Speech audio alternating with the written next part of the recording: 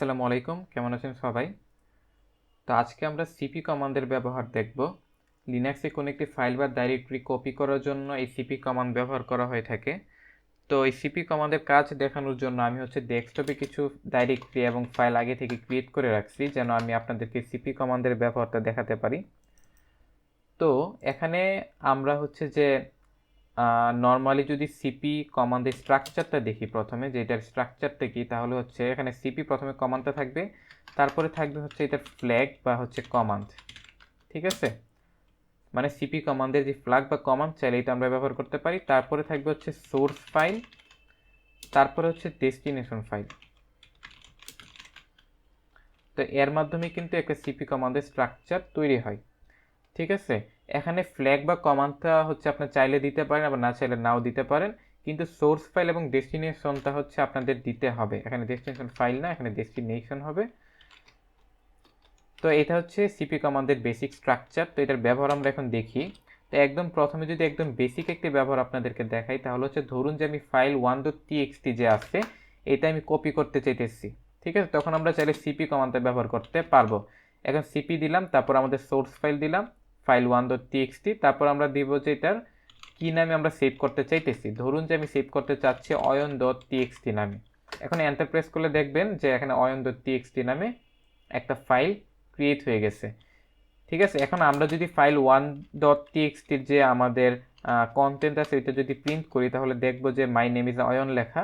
তেমনিভাবে আমি যদি oyon.txt যে কন্টেন্ট আছে এটা প্রিন্ট করি, তাহলে কিন্তু আমরা সেম জিনিসই দেখব, কারণ এটা ফাইল.1 এর একটা কপি। ঠিক আছে, এটা সিপি কমান্ডের একদম বেসিক একটা ব্যবহার। এখন ধরুন যে আমি চাচ্ছি কি এই oyon.txt নামে যে আমাদের ফাইলটা আছে ওইটা dir1 নামে যে ডাইরেক্টরি আছে ওইটা আমাদের কপি হয়ে যাক। তখন আমি কি করব, সিপি কমান্ড ব্যবহার করব, তারপর সোর্স ফাইল দিব oyon.txt, তারপর আমাদের ডেস্টিনেশন কোন জায়গায়, dir1 নামে যে ডাইরেক্টরিতে আছে ওইটা। এখন এন্টার প্রেস করলে কিন্তু এই যে dir1 নামে যে ডাইরেক্টরি আছে ওইটার মধ্যে আমাদের oyon.txt কপি হয়ে গেছে। ঠিক আছে, তো আমরা দেখলে যে এখানে দেখতে পারবো যে হ্যাঁ ক্রিয়েট হয়ে গেছে। এখন আরেকটা জিনিস আপনাদেরকে দেখাবো, তার আগে আমরা একটা নতুন ডাইরেক্টরি ক্রিয়েট করি এ নামে। ঠিক আছে, তো আমি চাচ্ছি কি ফাইল 1.txt এবং ফাইল 2.txt কে আমি আমার এ নামে যে ডাইরেক্টরি আছে ওইটার মধ্যে কপি করব। ঠিক আছে, তখন আমি কি করব, সিপি কমান্ড, আমরা চাইলে একসাথে মাল্টিপল ফাইলের নাম বা মাল্টিপল সোর্স ফাইল এখানে দিতে পারি। ঠিক আছে, এখন আমি এটা কোন জায়গায়, ডেস্টিনেশন কোন জায়গায়, আমাদের এ ডাইরেক্টরি। এখানে লাস্টের যে জিনিসটা থাকবে এটাকে ডেস্টিনেশন হিসেবে ধরবে, আর এর আগে যত কিছু আমরা দিব এগুলোকে সোর্স ফাইল হিসেবে ধরবে। এখন এন্টার প্রেস করলে কিন্তু এটা এই দুইটা ফাইল এ ডাইরেক্টরিতে কপি হয়ে গেছে। আমরা চাইলে এলএস কমান্ডের মাধ্যমে এটা দেখতেও পারি কপি হয়ে গেছে। এখন আমরা একটা ফ্ল্যাগ সম্পর্কে জানবো, যেটা আই ফ্ল্যাগ। তো আই ফ্ল্যাগের ব্যবহার দেখার আগে আমরা এটার প্রয়োজনীয়তা আগে দেখবো যে এটা কেন আমাদের জন্য প্রয়োজন। এখন আমরা যদি আমাদের এই যে এ ডাইরেক্টরিতে যে ফাইল 1.txt আছে এটার কন্টেন্ট দেখতে চাই, তাহলে কি লেখা এখানে, মাই নেম ইজ অয়ন, এটা লেখা। ঠিক আছে, এটা কিন্তু এ ডাইরেক্টরির ভিতরে যে ফাইল 1.txt আছে। এখন আমাদের ডেস্কটপের মধ্যে যে ফাইল 1.txt আছে, আমি এটা একটু চেঞ্জ করে দিই, এটার কন্টেন্টটাকে আমি একটু চেঞ্জ করে অন্য কিছু দিয়ে দিই। এখানে আমি ধরুন যে দিলাম যে হ্যালো লিনাক্স, এটা দিলাম। এখন এটা সেভ করলাম। সেভ করে এখন যদি আমি আবার কি করব, আমাদের যে ডেস্কটপের ভিতরে যে ফাইল 1.txt আছে এটাকে আমি কপি করব। কপি করে কোন জায়গায় রাখবো, আমার এ ডাইরেক্টরিতে রাখবো। ঠিক আছে, এখন দেখেন আমরা কিন্তু যখন একটু আগে এই এ ডাইরেক্টরির ভিতরে যে ফাইল 1টা আছে ওইটাকে যখন আমরা ক্যাট কমান্ডের মাধ্যমে দেখছিলাম যে ভিতরে কি কি আছে ওই ফাইলটার ভিতরে, তখন কিন্তু দেখছিলাম লেখা আছে মাই নেম ইজ অয়ন। এখন আর যদি আমরা আবার এই এফ ডাইরেক্টরির ভিতরের ফাইল 1.txt এর ভিতরে কি আছে এটা দেখি, তাহলে দেখবো যে লেখা হ্যালো লিনাক্স। এখানে কি হয়েছে, যখন আমরা কোন একটা ফাইল অন্য কোন একটা ডেস্টিনেশনে কপি করব এবং ওই ডেস্টিনেশনে যখন ওই ফাইলটা আগে থেকে থাকবে, তখন এটা ওভাররাইট করে ফেলবে, মানে নতুনটার সাথে ওভাররাইট হয়ে যাবে। এর মানে আমরা যে নতুন যে ফাইল 1.txt-টাকে আমরা যে কপি করে এ ডাইরেক্টরিতে রাখছি, তখন কি হয়েছে, ও এর আগেরটাকে ওভাররাইট করে নতুনটাকে দিয়ে দিছে। ঠিক আছে, তো এখন এই জিনিসটা কি আমরা চাচ্ছি না, আমরা চাচ্ছি ও আমাদেরকে বলুক যে এই ফাইলটা কিন্তু ওভাররাইট হয়ে যাবে বা ওয়ার্নিং দেখ এরকম কিছু একটা।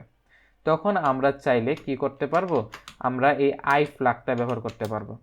এখন যদি আমি বলি যে ফাইল 1.txt কে কপি করো এ ডাইরেক্টরির ভিতরে, তখন ও আমাকে বলবে যে এটা কিন্তু এই যে ফাইল 1.txt কিন্তু ওভাররাইট হয়ে যাবে। এখন আমরা চাইলে ইয়েস বলতে পারি, আমরা চাইলে নো বলতে পারি। ধরুন আমি ইয়েস বললাম, তখন এটা ওভাররাইট হয়ে যাবে।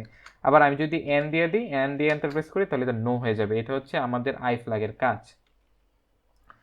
এখন আমরা আরেকটা জিনিস দেখব, সেটি হচ্ছে আমাদের আর ফ্ল্যাগ বা আমাদের যে রিকারসিভ যে ফ্ল্যাগটা আছে ওইটা। ধরুন যে আমি চাচ্ছি আমার এ ডাইরেক্টরির ভিতরে যত কিছু আছে ওইটা আমরা নতুন একটা ডাইরেক্টরিতে কপি করতে চাইতেছি, ঠিক আছে? তো আমি কি করব, সিপি দিব, সিপি কমান্ডটা ব্যবহার করব। আমি আর যে আমার ফ্ল্যাগটা আছে ওইটা দিব। আমি চাচ্ছি এ ডাইরেক্টরির সব কিছু বিতে কপি হয়ে যায়। এখন দেখেন আমাদের কিন্তু বি নামে কোনো ডাইরেক্টরি ক্রিয়েট করার নাই, ঠিক আছে? এখন আমি এন্টার প্রেস করলে কি হবে, ও বি নামে একটা ডাইরেক্টরি ক্রিয়েট করবে। ক্রিয়েট করার পরে কি হবে, আমি যদি এখানে এলএস বি দিই, তাহলে দেখবেন যে এ ডাইরেক্টরির ভিতরে সব কিছু মানে এ ডাইরেক্টরির ভিতরে যা যা ছিল সব কিছু আমাদের বি ডাইরেক্টরিতে কপি হয়ে গেছে, ঠিক আছে? এর মানে আমাদের আর ফ্ল্যাগটা কি করবে, আমাদের আর ফ্ল্যাগটা হচ্ছে আমাদের যে সোর্স ডাইরেক্টরি থাকবে, সোর্স ডাইরেক্টরির ভিতরে যত কিছু থাকবে সব কিছু কিন্তু আমাদের বি ডাইরেক্টরিতে কপি করে দিবে। এখন আমি যদি এখানে যে আর ফ্ল্যাগটা যদি ইউজ না করতাম, ঠিক আছে, তখন কিন্তু এটাকে কপি করতে পারতো। তখন কিন্তু এই যে আমি কি বলতেছি, কপি করে ফেলো এ ডাইরেক্টরি সব কিছু সি ডাইরেক্টরিতে, তখন কিন্তু আমাদেরকে এটা করতে দিবে না, ঠিক আছে? এর মানে কোনো একটা ডাইরেক্টরিতে যখন এক বা একাধিক ফাইল বা ফোল্ডার, এক বা একাধিক ফাইল বা ডাইরেক্টরি থাকবে, তখন এটা আমাদের এই কমান্ডটা কাজ করবে না, তখন আমাদের এই রিকারসিভ ফ্ল্যাগটা ব্যবহার করতে হবে। এর মানে আমরা নর্মালি এরকমভাবে ক্রিয়েট করতে পারতাম, ঠিক আছে? এখানে রিকারসিভ ফ্ল্যাগটা দিয়ে আমরা ব্যবহার করতে পারতাম, কোনো প্রবলেম এটা করতো না। এখন দেখেন আপনাদের মনে কোয়েশ্চেন জাগতে পারে যে আমরা তো এ ডাইরেক্টরিটাকে কপি করছি, তাই না? এ ডাইরেক্টরিটাকে আমরা বি ডাইরেক্টরিতে কপি করছি, কিন্তু এখানে আমাদের এ ডাইরেক্টরিতে তো নাই। আমাদের হ্যাঁ এ ডাইরেক্টরির ভিতরে যা ছিল তা হয়েছে, কিন্তু এ ডাইরেক্টরিটা তো কপি হইল না। তো এটার মূল কারণ হয়েছে কি, আমাদের যখন আমরা এই আর ফ্ল্যাগটা ব্যবহার করব, ঠিক আছে, আর ফ্ল্যাগটা ব্যবহার করে যখন আমরা এখানে এ ডাইরেক্টরির সব কিছু যখন আমাদের বি ডাইরেক্টরিতে আমরা কপি করতে চাইছি, তখন অত দেখছে যে বি নামে কোনো ডাইরেক্টরি নাই, যার কারণে ও এই বি ডাইরেক্টরিটা ক্রিয়েট করে আমাদের এ ডাইরেক্টরির সব কিছু বি ডাইরেক্টরিতে ট্রান্সফার করে দিছে। এটা হচ্ছে আর ফ্ল্যাগের একটা বিহেভিয়ার।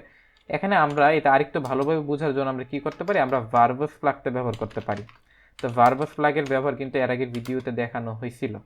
তো এখন যদি আমি ধরুন আগে আমি এই বি ডাইরেক্টরিটা কেটে ফেললাম, এখন আমি সিপি কমান্ডটা যদি আবার এক্সিকিউট করি যে এর ডাইরেক্টরি সব কিছু বিতে ট্রান্সফার কপি করে দাও, তখন এন্টার প্রেস করলে দেখবেন যে কি এই যে এখানে বলতেছে কিন্তু যে এ ডাইরেক্টরিটা বি হয়ে গেছে, ঠিক আছে? ও এ ডাইরেক্টরি নামে যেটা আছে, আমাদের যে এ ডাইরেক্টরিটা আছে ওইটা বিতে কনভার্ট করে ফেলছে, কারণ আমরা এখানে বলে দিয়েছিলাম যে ডেস্টিনেশন বি। তারপরে এর ভিতরে যে ফাইল 1.txt আছে এটাকে ও কপি করে দিচ্ছে বি ডাইরেক্টরির ভিতরে, তারপরে ফাইল 2.txt-র ক্ষেত্রে সেম কাজই করছে, ঠিক আছে? এখন দেখেন আরেকটা জিনিস, এখানে যদি আমাদের বি ডাইরেক্টরিতে এক্সিস্ট করতো, তখন যদি আমরা সেন্ড কমান্ডটা দিতাম না, তখন কিন্তু আমাদের এই এফ ডাইরেক্টরিতেই কপি হয়ে যেত। এখানে এরকম না যে এ ডাইরেক্টরির ভিতরে জিনিসগুলো কপি হতো, এরকম না, আমাদের ফুল এ ডাইরেক্টরিতেই কপি হয়ে গেছে, ঠিক আছে? তাহলে আপনারা চাইলে এরকমভাবে দেখতেও পারেন যে হ্যাঁ সব কিছু হয়ে গেছে কপি।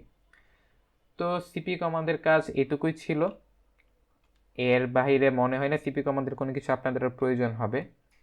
আর তারপরে যদি আপনারা সিপি কমান্ডের আরও কাজ দেখতে চান, তাহলে যে আপনারা চাইলে যে ম্যানুয়ালের মাধ্যমে কিন্তু দেখতে পারেন যে আর কি কি আছে, ঠিক আছে? তবে যেটুকু দেখানো হয়েছে এইটুকুই এনাফ, আর বাকি তার জন্য তো বা আমাদের ম্যানুয়াল আছে।